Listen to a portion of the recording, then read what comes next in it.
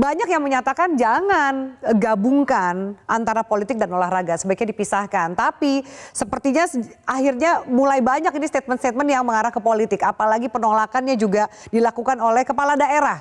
Banyak juga ormas yang menolak Israel. Bagaimana Anda melihat ketika kita sebenarnya sedang menguji kedewasaan dari Indonesia sendiri? Apakah mampu menjadi dewasa memisahkan antara politik dan juga olahraga? Yang Kang Ujang lihat seperti apa? Ya Mbak Api, ya saya jelaskan dulu. Saya dekat juga dengan Pak Menpora yang lama, Pak Zainuddin Amali, dan pernah juga berbincang-bincang terkait dengan persoalan tuan rumah ya Piala Dunia U20 di Indonesia ini. Ternyata ketika saya berdiskusi dulu itu sebelum beliau mundur, bahwa jalannya terjal dan panjang, bahkan banyak jaminan yang dipertaruhkan. Jadi Menteri Keuangan harus tanda tangan, banyak menteri juga yang harus tanda tangan, Menko sudah jelas kalau Menpora, lalu Pak Presiden juga ada jaminan tanda tangan. Artinya memang perjuangan sangat berat gitu ya untuk bisa menjadi tuan rumah Piala Dunia U20 itu.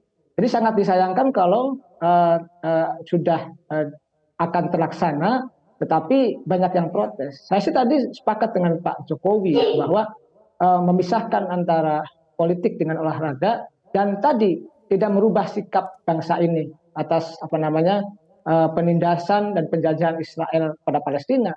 Kita tetap mendukung seutuhnya kemerdekaan Palestina itu. Tetapi di saat yang sama kita juga harus menjadi seorang atau bangsa yang kalau saya sebutkan mumpung Ramadan ini berjiwa rahmatan lil alamin, menjadi rahmat bagi sesama alam, bagi seluruh alam. Oleh karena itu ya kalau misalkan Israel masuk ke Indonesia dan Pak Jokowi tadi katakan belum diketahui ketika ditunjuk sebagai tuan rumah, itu kan menjadi sebuah argumentasi sangat jelas, sangat clear.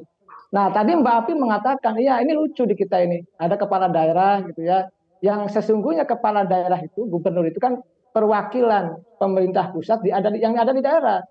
Kan begitu undang-undangnya.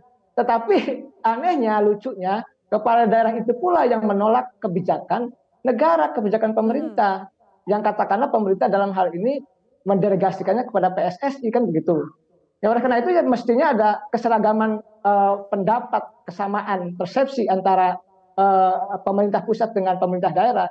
Justru ini lucu di negara kita ini. Oleh karena itu ya tentu kita saya sebagai akademisi, sebagai pengamat, melihat ini secara objektif. Kita dudukkan di tempatnya, di porsinya yang semestinya gitu, bahwa olahraga ya olahraga, politik yang ada politik. Dan tadi Pak Presiden mengatakan sudah jelas bahwa sikap kita bangsa ini sangat jelas anti terhadap penjajahan itu gitu. Kalau saya sebutkan, kalau boleh saya tambahkan kata-katanya seperti itu. Jadi jangan ya mungkin begini ya teman-teman ormas, partai politik, kepala daerah, masyarakat belum tahu tadi penjelasan dari Pak Presiden itu, sehingga ya kalau terkait dengan penjajahan gitu ya, pembantaian di Palestina, kita sepakat untuk mengutuk itu semua.